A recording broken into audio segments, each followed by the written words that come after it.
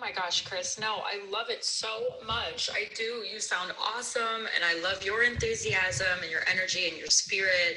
I feel like sometimes when certain people come into my world and they speak to me, I just can tell that they have such a good presence and energy. I don't know, you just give me really good feelings. So I wanted to let you know that. And I will be so glad to listen to your podcast. I started one as well, but I've only made 4 episodes so far. I'm really distracted right now with clients and building this program that I'm building. So I have to jump back into the game, but I am really, really excited to listen to this. Thank you for sending me.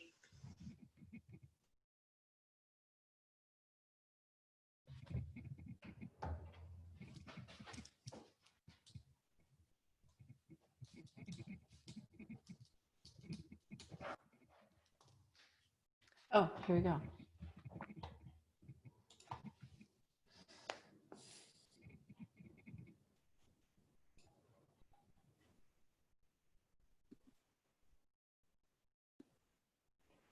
Good morning. Hello. I can't hear you. Oh, you can't hear me? Turn on speakers. Oh, there you are. Okay. I can hear you now. Okay, can you still hear me? Yes, I can hear you. I just want to make sure. Am I using? Yeah, I'm good. Using a microphone, same speakers. Okay, I'm good. No, I don't need power. I'm good. Sorry. Telling my husband, he's like, "Do you need power?" I'm like, "No, I'm good." You always find I know you're well branded, but I always want to call you like the camping entrepreneur because you always look you always look like you're camping. Like, I'm so good. I never mind this lifestyle be by the beach. I'm so good I can do this camping. Yeah, exactly. I can do this sitting outside of the deck in the morning cold. Yeah. You're awesome. Well, because it's really just because out of necessity, because my in-laws are sleeping inside. So if we have an open concept kind of house, so if I sat in the living room and had this conversation, I'd wake everyone up. So you don't want that. Yeah. No. Every once in a while I forget you live with your in-laws, and hands off. Yeah. And then we already dropped the kids off by boat to the school bus. So we were just coming back from that. So I thought this was perfect to sit out here. Perfect. Okay, so I did meet with Megan yesterday, so that was great. Thanks for that connection. That Oh yeah, awesome. you're welcome. Yeah, she's really great. I'm gonna do probably a chapter. I might do a chapter in Vancouver here, because then I can just be connecting with 6 and 7 figure women constantly all day long, and those are my ideal clients anyway. So. Well, then we really need to keep going, because every time I speak to you, branch off to do another company. So no, it's not branching off. It all works together. Okay. So no, that worked out. And of course, I mean, I think you know this, but I always think one of my pet peeves in life is when everyone gathers around to say really nice things to someone when they're in a box, right? And you're like, oh, you should be saying that all along, right? So of course, it's a real treat for me when somebody says, well, who sent you here? And I say, Michelle Abraham. And then we spend the next 5 minutes of them telling me how wonderful you are. And I'm like, sorry.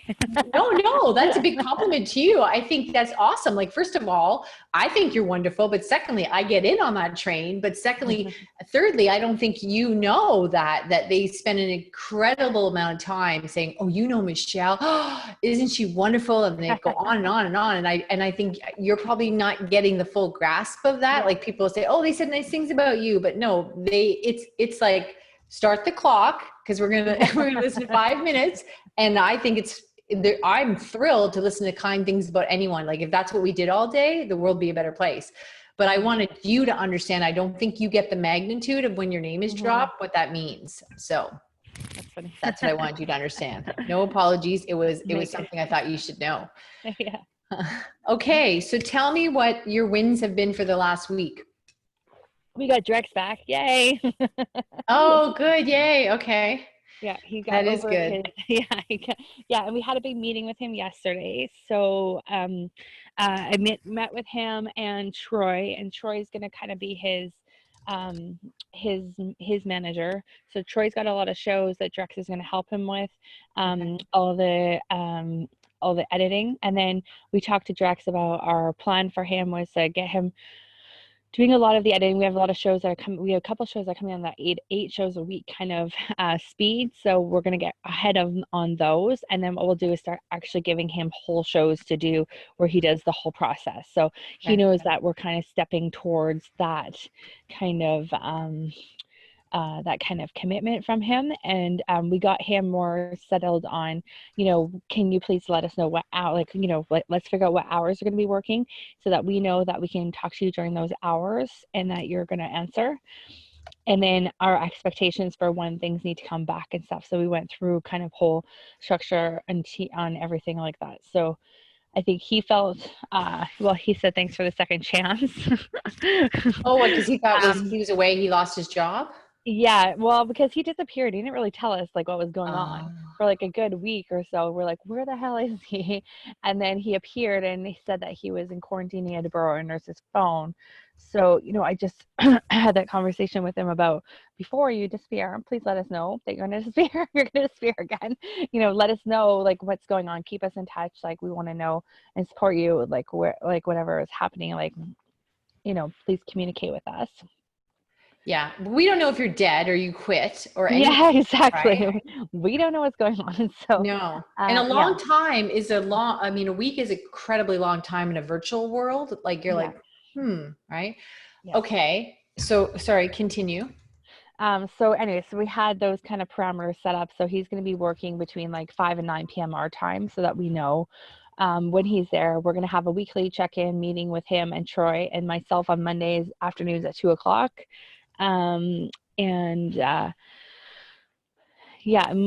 So our next steps with him is to kind of start, we had to do some training on some of the things that he was doing. He was like cutting shows like very abruptly instead of like mixing them in kind of thing. So we're just kind of working on like technical expectations of, what we wanted him to do on each show. And then what you and I had talked about on like how long it should take to do a show.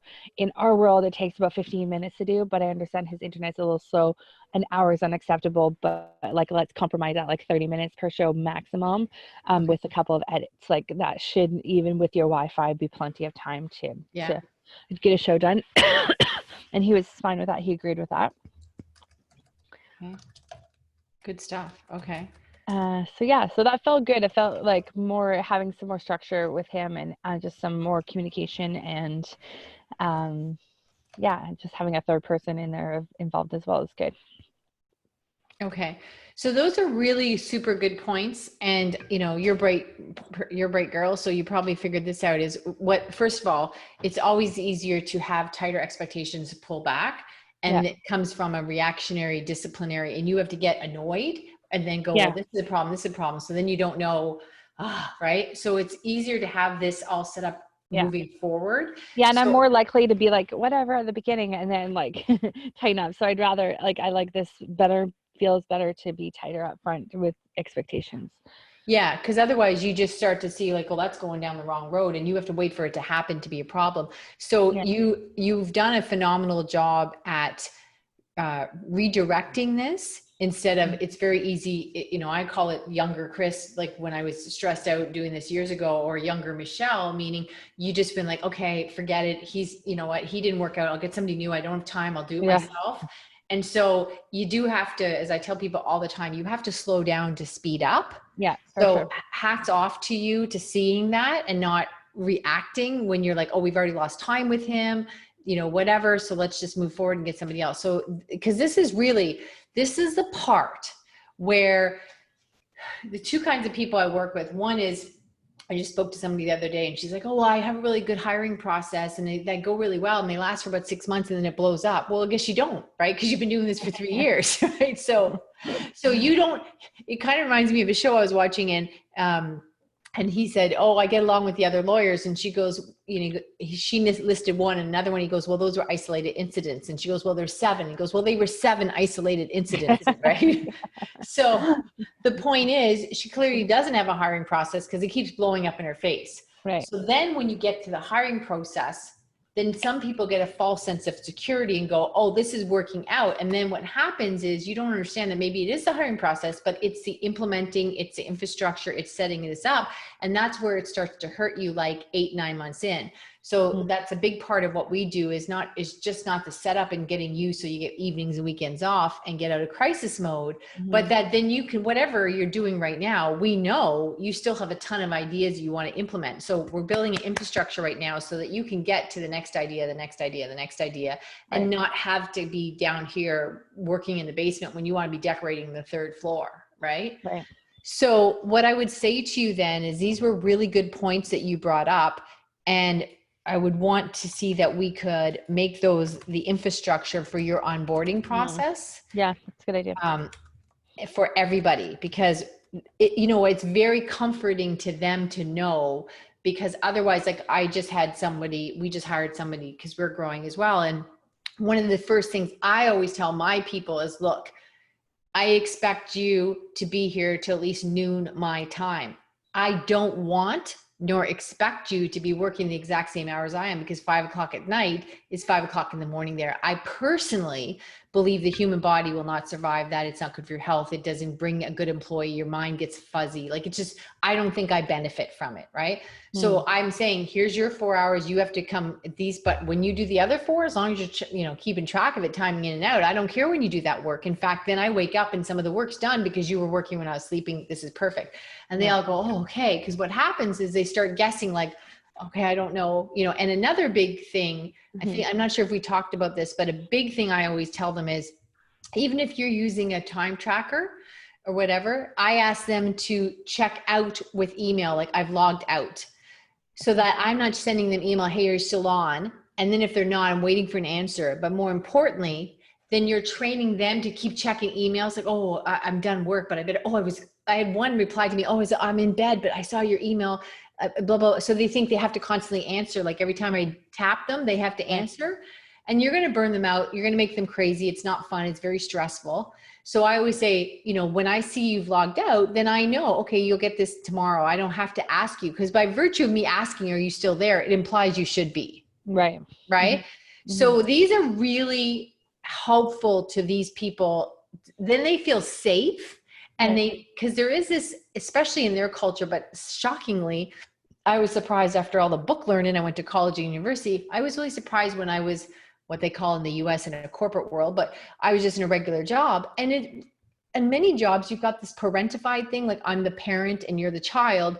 And then you have to watch when your boss is in a mood, like your mom, and you have to interpret their moods. And so I think, to me, I really feel that's abusive. My job is not to guess your moods. Right? Yeah. So then if you come up with this information up front, then they know where they stand at all times. So that's one of the things I do as well is, So do you think we should have some of these things in like a document as well? Yes, very much. Yes. So I would have a document, and then I would also have a quick little video highlighting things in the document. So I would say, here's 10 things you need to know when you work with us. And then I would do a little video saying, look, we asked you to sign in and out. Why we do that is because even though we're using that time tracker, then I'm not sending you emails saying, hey, are you still there? Because I didn't check the time tracker. And I want you to feel safe and not, blah, blah, blah. So you let them know that you have their best interests and because really what we're doing, and this is what most people do not talk about, we're creating a culture. Right. And if you can give them enthusiasm, safety, and security, you are going to get 1,000% back. You are going to benefit this like you've never benefited. And because they feel safe, and then they can ask questions and they communicate with you. So this fundamental stuff is very profound and huge, and most people don't address it at all. They either react when there's a problem or whatever, but more importantly, right now, I don't care if you've got 3 people, with your capacity, you could very well end up between 3 or 8, or God help you, 10 people. But if you have a culture in play, that's really going to amplify your success. That word is everywhere. Yeah. So I would definitely have, I would send them a document. So it's going to be part of their hiring process. So what I would do is I would send a letter of confirmation, and you can just fill it out with the blanks, their name and hourly and their pay, determined pay. because you want to confirm that as well, because we're doing the hiring for you. So we do that. What happens is sometimes they'll post that they make whatever, $30 an hour or something ridiculous, but they apply to your job that's $5 an hour because they want to advertise that they do more. So they get into the dynamics of, do they promote they do more, or sometimes they'll apply for your job because they think they'll show you in the interview how good they are, and then they can up the rank. Like, okay, you know, I know it said $5. I normally charge 30. How about 10? No, that's double what I said. Here's why, right? So I always determine that, put their name and be clear in the interview, but also in the follow-up doc. This is what you agreed. We're either per hour or per assignment. This is the fee. Okay. So the fee, determine fee ranking. Okay. And what I would do too is in your, whatever you're using, ClickUp or whatever, I would, because I've done this, this is such an important thing, and it took me a long time to learn this, is I have a toolkit just for hiring. So we're going to have these processes in play, but then you want to know, so you're not looking at the ceiling going, oh my gosh, how long has that person worked with me? Maybe they did a really good job. I should give them a raise. I didn't realize it's been 18 months, that kind of stuff. Mm-hmm. So I would, in the toolkit add when you hired them. Okay. Hired them. Okay. And this is also good in the toolkit. So if you have to let them go, you'll make a note in there. So you have that, like, oh, they were really good for 8 months, but then they just stopped communicating with us, blah, blah, blah. Because sometimes these people, like 5 years down the road, you might have somebody for 2 years and all of a sudden they just start to unravel, not do as well. For some reason, more graphic designers do that. What happens is they tend to think, oh, I'm getting really good at this. I think I have my own company. And then they come back a year later going, oh, I worked for you for like 8 months. We really like working together. I wondered if you could send me more work. So then I go back and go, hey, he stopped replying because he was starting his own company. You know what I mean? Like I had one guy, he worked with us for like a year and we're sending him lots of work, training him. That's one thing we do. We're always training with graphic designs. So he got a little bit ahead of himself and started to like, okay, started to have a few clients on the side of his. And then he started dropping the ball on us. And it was like, this is not cool, man. And then he said, you know, can I meet with you? I have a few questions. And he made it sound like about the assignment. So I met with him on a Saturday because we had this big thing we were working on. And I thought, oh, well, Evan's not here. He really needs help. And he wanted to pick my brain about running a company. I'm like, what? Right. So I made a note. And then when he came back a year later, I'm like, because in my mind, I'm thinking, we really liked him.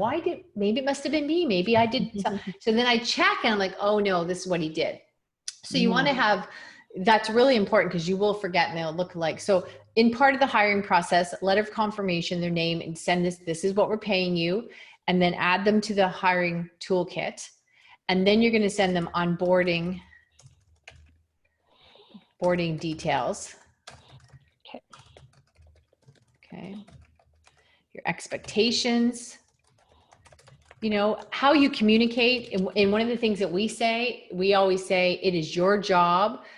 Like, it's not my job to chase you down for assignments. There will be no excuse good enough if something's not done. Because meaning, like, you can't say, well, I would have got the newsletter out, but I asked you for that picture on Tuesday. You never got it to me. You have to be standing over my hospital bed till I say, stop talking to me. I'm going into surgery. The letter's not going out this week, right?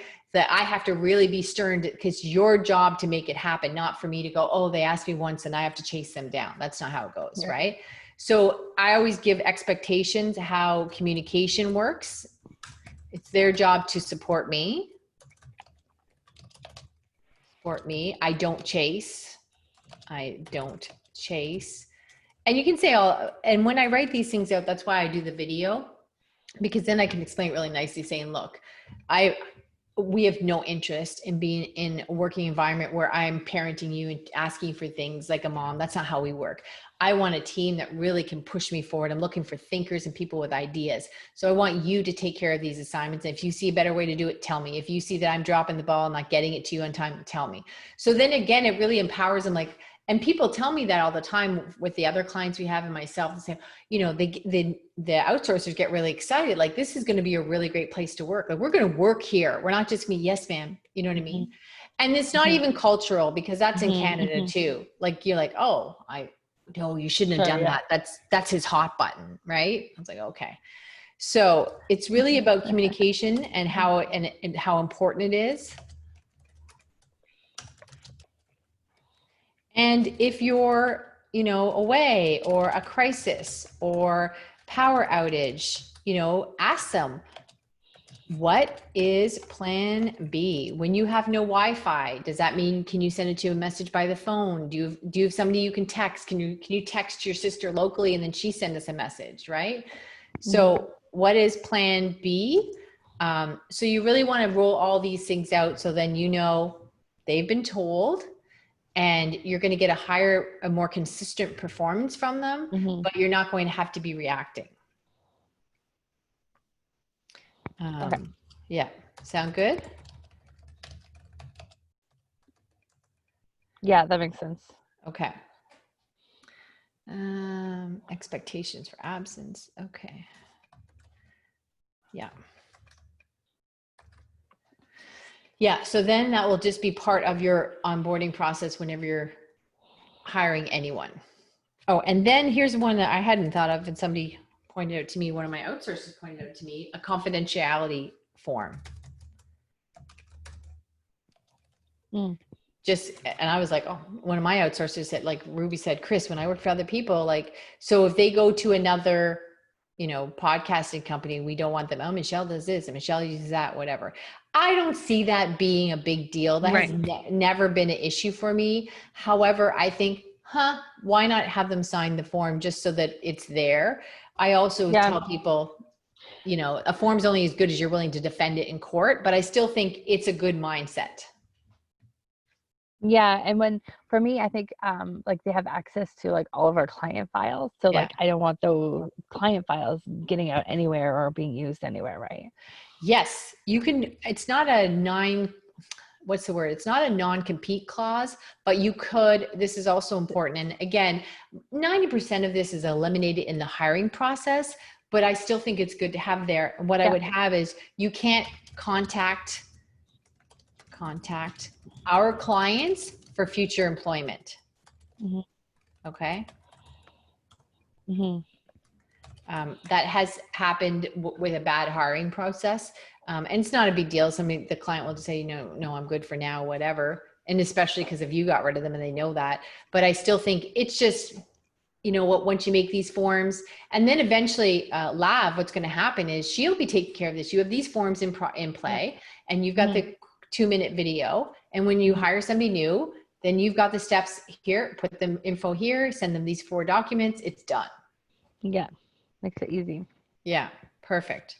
But this is huge because this moves you from it's kind of like starting to date a friend, right? It moves you from first date to 7th date. You're like, oh, okay. So they don't have to guess she seemed nice the first couple of weeks, and they're not running around tenderfoot. They can just get into the job and start, coming with confidence because you've been really clear on the parameters. So you really move them forward really quickly as far as their ability to perform for you.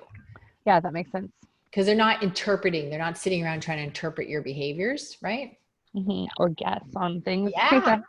Yeah. I mean, I used to send a form like this to new clients too, so I should just dig that out because it said especially how we like to communicate, what hours we run, where we are in the world, what our holidays are.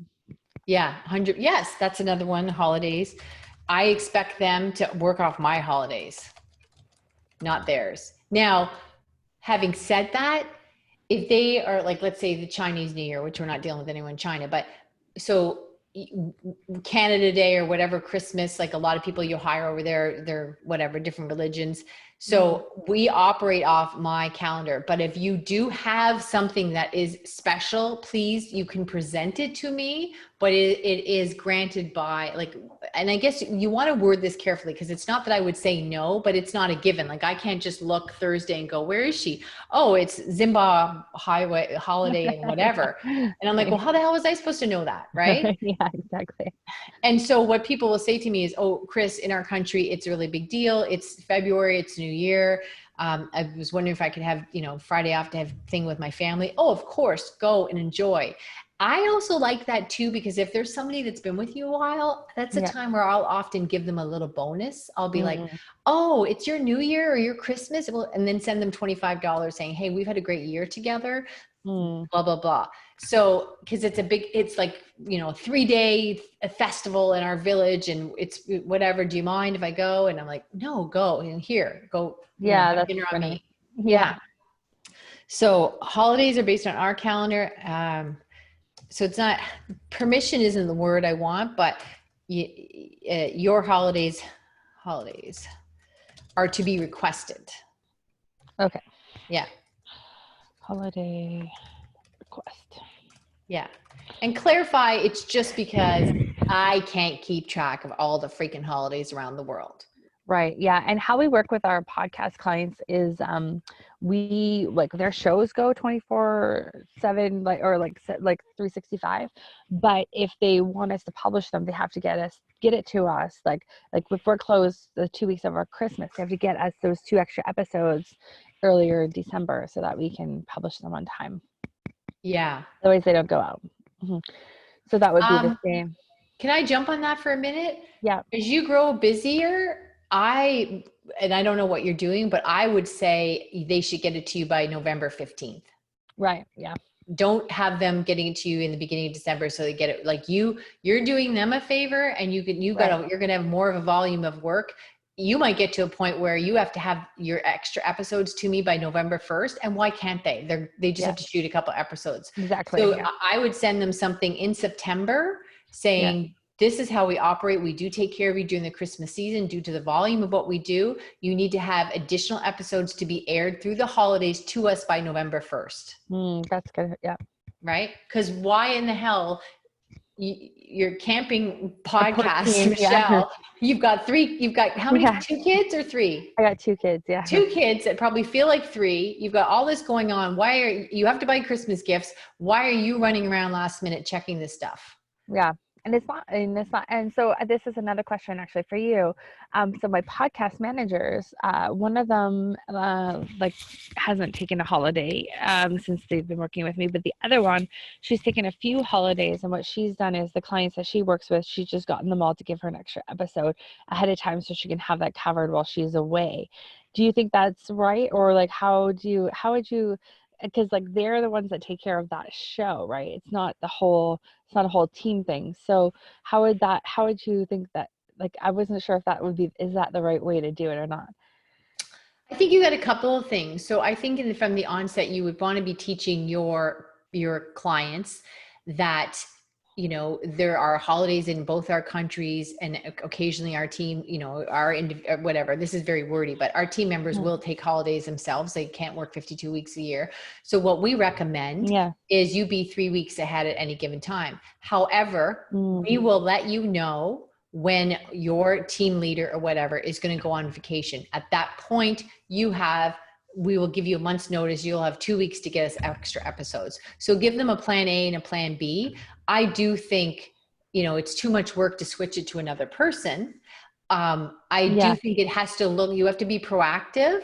So then it's on them versus Sarah saying, oh, I'm going to take 2 weeks off in October. And now you're telling me the first 2 weeks I have to come up with extra shows. And of course it's a lot to ask her to plan her holiday because it's not corporate. Now you're asking her to plan her holiday 3 months in advance. So I would teach them always to be 3 episodes ahead, because also people can get sick.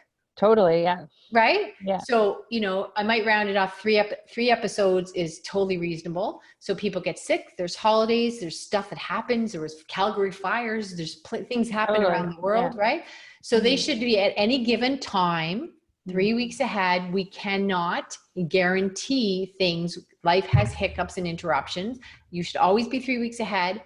In addition, you will be alerted when your team contact, will come up with more sexy name, is going to be away for an absence. And then we expect additional 2 shows. Okay.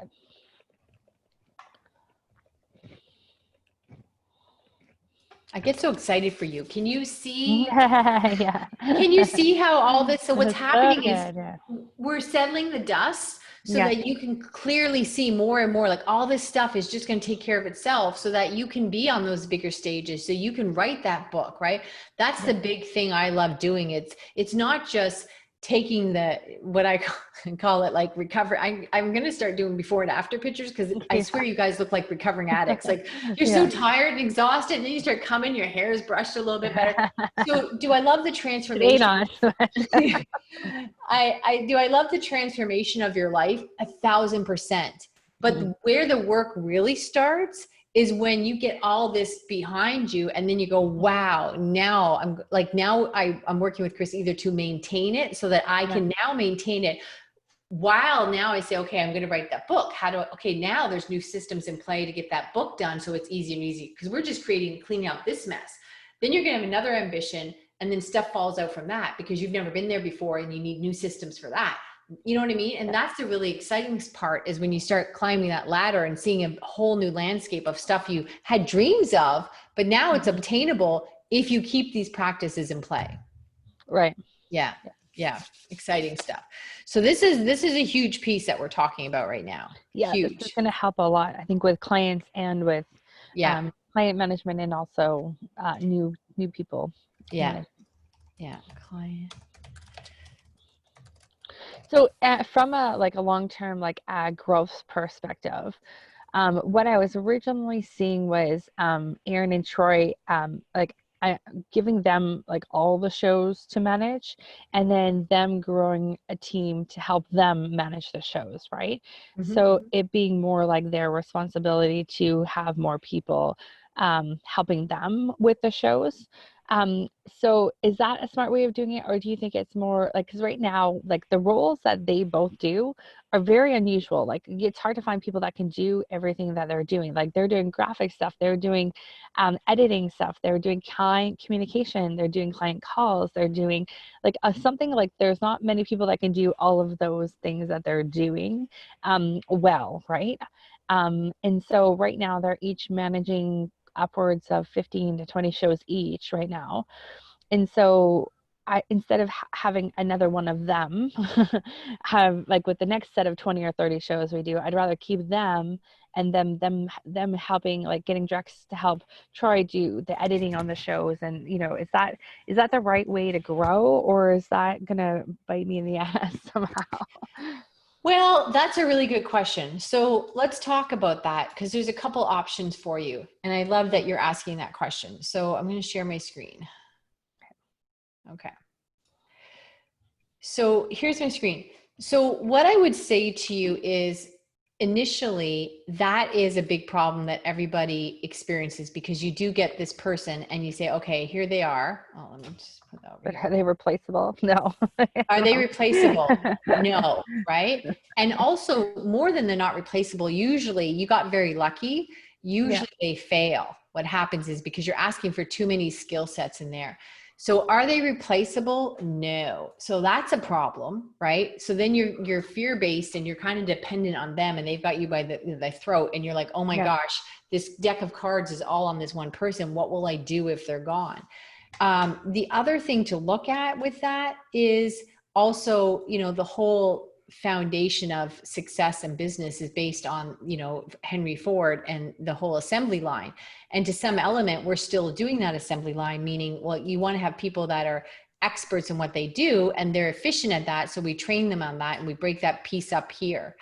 So what I would tell you is, I wouldn't make any big changes right now, but I do think if you're saying here, my whole business is dependent on these two people and it's really hard to find them, it's very rare. And I would tell you that you're probably watering down some of their skill sets. I still don't think most people are not good at 8 different things. We just had them do some skill testing and things like that. So to see where we're, because we want to have someone to go over the contracts with clients and take the payments and stuff. And that particular skill set is really great for one of them, but not the other. We found out. So. Yeah. So I would say you may at this point have them doing 10 things. They probably love doing 3 and maybe they're good at 2 and they're getting by on the other ones. Right. Mm-hmm. And so that's where you're at. And this is what fails most people. And then things blow up at bad timings in different places. So, right now you're very vulnerable on this and dependent, and that's kind of scary. Now, going out and finding another person that has the same amount of skill sets, I think you were in survival mode before, so you were just so lucky that you could find them enough to get by here and here and here. I think foundationally, there are some cracks in this system. However, what I would say to you is, you don't need to, I don't know what throw the baby out with the bathwater means, but anyhow, you don't need to like plow the field to build the house yet. We're not there yet. So what I would say to you is, honestly, if the world was a perfect place, what I would do is get them more and more supports so they can do what they do better and better. And you'll find that they probably have more job satisfaction. They get better at what they do. You start to really see where their talents are. And then also you're not as vulnerable on it. Right. So if you give them more and more support, you'll start to get a clearer and clearer idea of what can they do, what do they do best. And then you can lean into that more and have people support them. And so then the next hire can follow that. So I would just start treating them, if you want to keep them, I would just, start serving their needs better and better and have the team lift them up higher and higher so they can pull them a shell and start getting rid of things that they did and they wanted to do for you, make sure it was done well. But fundamentally, the plan you've got going now can crack really quickly. Yeah. Right? And then you're really dependent on that. And so then you could have all your, every ducks in a row, and then you start doing a speaking tour for your new book. And then one thing falls here and then your ass is back there trying to clean up that mess and rebuild it really quickly. Yep. Right. So that's what I would keep in mind. But like, we may keep the both of them for a really long time and just find a team that supports them so that, you realize, oh my gosh, I thought he was good at these 10 things, but he's spectacular at these 4 things. And that moves us forward. That moves the needle. Yeah. Yeah, that makes sense. Yeah. And I'm just wondering if I kind of like the way they each have like the client load, like they each have certain clients they work with and those are their clients. But I'm just thinking that I don't know if that leaves our business pretty vulnerable then if like that person changes or leaves or they build a relationship with that client really closely. Like it's just, you know what I mean? It's like one of those things, I love it, but at the same time, it makes me feel a little bit uncomfortable if anything changes or happens in the future, right? Yeah. So you brought up 2 really good points there. So one is, I would say it's a thought that keeps coming into your head. So I call out your spidey senses are like, okay, if they're the one dealing with the client, in one hand, how close is that relationship? And what happens if that relationship is fractured? However, at the same time, I would argue that that's fear-based. And it's like, listen, any company that grows is going to have salespeople and have contact people, customer service people, and there's a turnover. So I wouldn't worry too much about that as long as the infrastructure is in play so that if they end up in a hospital or if they quit their job tomorrow or start their own company, you can continue. Right. And we're going to build out processes here. And you might even bigger companies that have sales teams, when I'm off on holidays or if I quit and I'm no longer a salesperson, they have bios on each client. Like they've got 2 kids, they love soccer. Right. You know what I mean? So you could have a little bio on each client of, if we had to engage them tomorrow, this is when their birthday is, or this is what they think is funny. And that way, you can continue to amp up all your customer service and not be dependent on one person. Right. Okay. And that could be part of their job. Like, what we want you to do is we want you to revisit their bio once every 6 months and add something new you learned about the client. It shows that, and they have to present that to you in your annual team meeting. It shows that they're doing their job, because it is everything at the end of the day is customer service, right? People do business, people. And they're both super good at customer service. Like that's not a worry of mine at all. Like I think they're both really, really good. Like I've matched them. Like I kind of match the client to the one I think will be good. I think that's a good thing, right? In what they're doing. I think it's just, I think the worry is that like, if they were to go tomorrow, like I'm trying to get them all to write down, like, keep track of all the client stuff and what day their show goes out and what time their show goes out and what's their like what Oh program yeah. are they on, what they're like, all those details, so that we Yeah. have them it at a touch of a fingertip, for each client, in case something goes, in case they get sick or something, and then we could step in and publish that show or something, right? 100%. Yeah. Or in case you Yeah. need to promote them when now you're doing a book tour and you need them to step up to the next level. So, but the thing is, even if they're excellent at customer service, you want to make that replicatable. Is that a word? You want to be able to replicate it. You want to be able to replicate it. So I would say that's great that they're excellent at customer service. So maybe you can learn from them. Like, what's 10 things you think we should know about every client? Like, whatever, and they can listen because they are leaders at customer service. But make sure you can hand that off to somebody else, because somebody doesn't want to start a brand new relationship. Like if they left tomorrow, now they feel like, and companies do this a lot, where smaller companies that don't have a process in place. So say, for example, you're working with me, and after 3 months, we say, if I don't set it up properly, I can say, well, the first 6 weeks, I work really closely with you, but then I hand you off to Sarah. And the reason I do that is Sarah is an expert on onboarding. You're going to love Sarah. And here's why we do this. If I set that up in the beginning, you're okay. You graduate, you've gone to the next level. Yeah. But if I say, that's what I feel like right now. It's like, I'm hands-on at the beginning, then it's like, see ya. yeah, we broke up, like, and happened? somebody, I'm too busy for you now. And you get all like, you know what I mean? Yeah. So you can, what we want to do is, if something happens, life happens, anything could happen to that person. You want your business to continue without skipping a beat, right? As much as I don't appreciate him on any level, I remember when Donald Trump, his whole core senior team got killed in a friggin' helicopter crash. There was like 5 of them up there. You know what I mean? Mm-hmm. And there was a crash. It was like, I don't know, 10, 15 years ago. It's like, oh my gosh, like the VPs of everything. And I thought, from a business perspective, never mind the emotional thing, like I just lost half my team, and the people, like, how do you grieve for all that? But we still have a business to run, and we just lost all the team leaders. Yeah. Wow. So, and it doesn't always have to, I don't mean for it to always be horrific or anything like that, but like, does happen, or their wife could get sick or whatever, who knows, right? Electricity could be down in their town for 2 weeks, a tsunami, whatever. Anyhow, life happens. Get COVID. Yeah. So we want, it just seems to be more of a reality right now. Yeah. So we want to be able to replicate it so that you feel safe. And that, because otherwise, where you're at, Michelle, is you have big ambitions, but it's kind of like, that age with the kids, are they're kind of old enough to leave alone, but you still have to keep running in and checking on them. They're allowed to be at the park, but they have to yell over the fence. So you're like, okay, I have a little bit of freedom. I can do the dishes here.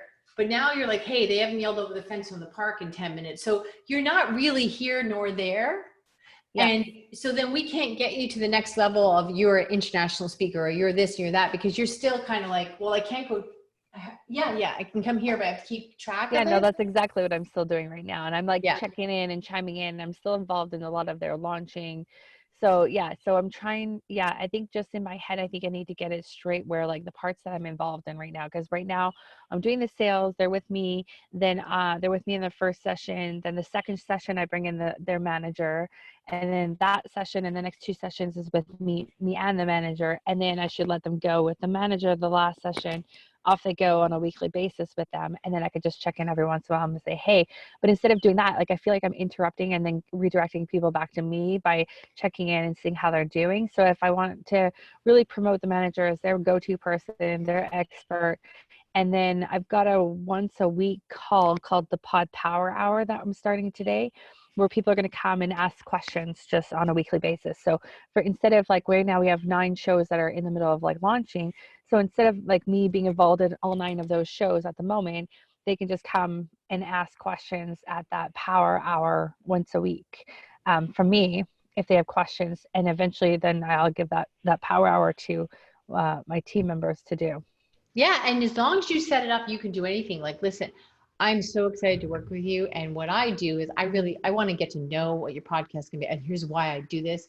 But then we hand you off, and we've got experience in doing this for a while now. We've produced so many shows, XYZ shows. And what we found to be really effective is then you move to the next, like we want the people you're dealing you with. like graduate. Expert. Yeah, you graduate and then you deal with one expert at this point, boom, boom, boom. And we do it to take care of you because we've tried it both ways. So I'm really excited about this for you. So as long as you set it up, but even that is one thing.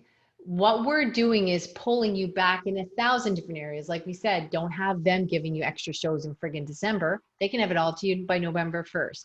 So we just want you to not be standing there keeping tally of what's happening.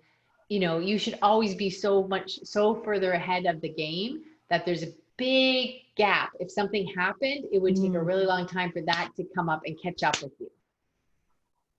Like you've got a big padded cushion. Yeah, like go ahead.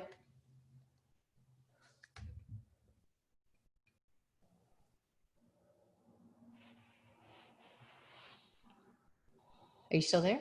Oh, I didn't say anything. It's just, it was cutting out. Oh, I stopped talking because you were nodding, but I wasn't speaking. So I thought maybe she's still listening. So we want a big gap. So you've got real padding there and you can always be looking forward. So we're just, everything we do is going to be still here. Yeah. Yeah. Everything we do is just going to increase your focus. Yeah. I'm just telling my husband to get his parents off the Wi-Fi. Sure. Because they're upstairs, obviously now awake on Wi-Fi.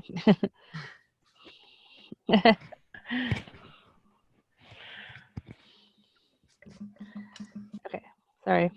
No, it's okay. It was all good for a few minutes, and it was good for most of the time, and then all of a sudden it started getting wonky again. But yeah, no, that makes a lot of sense to me.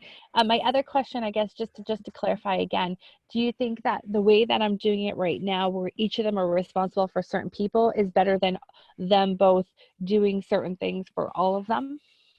Yeah, I mean, let's tweak it. We can tweak it a piece at a time and see what happens. But it is very possible that you could be having them, you deal with like the guidance counselors in school, you deal with the A to M, or you deal with the entrepreneur podcast and you deal with the lifestyle podcast. And here's why. You can be doing it that way for sure. As long as at the end of the day, they deal with this group and they deal with everything in this group. But you can say the personalities, here's introverts, here's extroverts, and these two people manage that. But at the end of the day, what we want them to be doing is, let's call them the captains of it. They're pushing it through to other people to do the work. So they're not responsible for all aspects of it. Yeah. That's what's happening. Them be the kind of the captains of the ship eventually over there. And then I don't want to have to be in, like, ideally, I don't want to be involved in the done for you weekly stuff at all. Like, I want to set someone up or welcome a new person to our team, and then our team handles them. And then I can focus on the teaching, the speaking, the connecting, and other things that are not involved in like actually setting up their show. And we're almost there.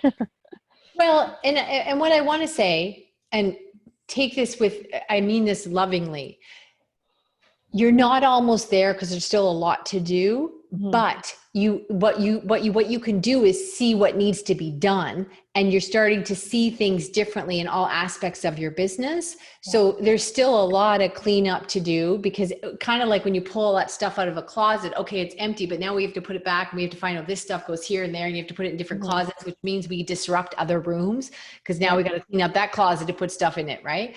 So there is a lot to do to this. You have done a lot in a short period of time. You just don't understand how far you've come. You've done spectacular.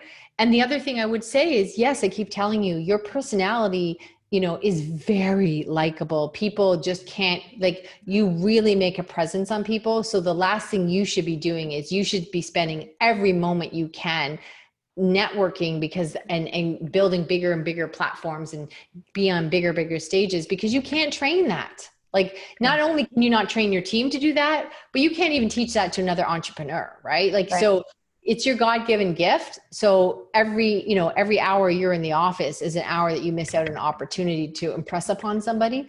But the stuff we're doing here, every time we move one thing, we disrupt two other things. So we started off talking about onboarding a person, and then we realized, how we could be doing onboarding of the clients better, right? Then that's going to have fallout, because it's beautifully done and you're doing amazing, but it has a lot of spider webs. And this is why Yeah. And this is why people don't get it done in 3 weeks. Yeah.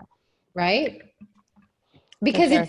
it's the veins like through the whole, through the whole body. It's not just one little thing. There's a lot, you've got a lot going on. So you can't fix one thing and then think it's just all going to magically fall into place, but you're doing amazing. Yeah. Thank you. We're getting there. A little bit at a time, I just And your would like to. Your questions are solid and thoughtful, and I'm not teaching you the concepts. Like, you get the concepts. So now it's just the logistics, and there's a lot of logistics, but now you see them. So we're just constantly fixing logistics, but there is a lot of logistics, but a lot of people spend a lot more time in the concept. They keep struggling with that. Okay. I went back. I started to try to do it myself. I know you said, Chris, I should have someone else do it, but it was just easier to do it myself. Well, you know what I mean? So you're over that. I'm doing it myself. Done there. Done with that. You're huge. You're over that. So that's big, right? Okay. Awesome. Let's look at next week. Oh yeah. Okay. Next week I have to be real creative. I have to go, I have to take my dad to the hospital on Thursday, and Wednesday I'm totally booked up. And it's in Moncton. So it's like a hospital is a big deal anyhow, but here it's not. Like, you get in a car and drive across. Do I have a hole in my top? No. Okay. Then Tuesday I have some podcasts. Is there no hospital in PEI? You have to go all the way to Moncton? Well, you could get stitches or a cast. You know what I mean? Okay. Gotcha. Yeah. That's like where we are too. Like, there's a hospital, but if you really have a problem, they evacuate to Yeah. I think they can even do maybe a CAT scan. Like, they can diagnose you, but I don't think anyone's going to operate on you. Right. Right. Yeah. And then where I am, the next town, there's another hospital, which is hilarious. And emergency closes at 6 p.m. And it's a beautiful place for, like, my grandpa stayed there that when he was dying, like the last week, he just went unconscious. He's 96. So there's a hospital closer to me, like 10 minutes from here. And it's great for taking temperatures or putting on a Band-Aid, but you can't even get stitches there. So it's really like a first aid station. Yeah. I have more flex. Oh, you said you had to go to the hospital on Thursday, right? Yeah. So next week's a little funny. And we'll be fine the week after that.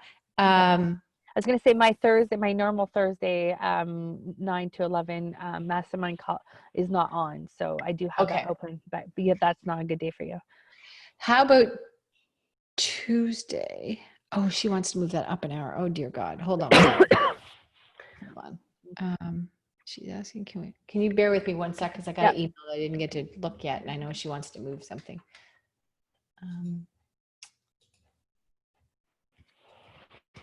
Okay, hold on a sec.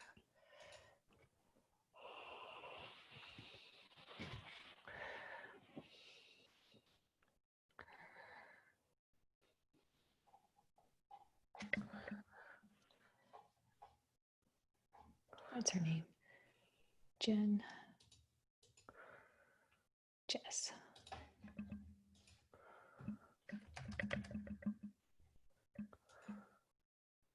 Would you be able to scoot our live stream forward an hour? That's 10 a.m. Forward an hour. Okay. Let's do this. I can't move that. Okay. So if I do that, 8, 9, 10, 11, 12. Oh.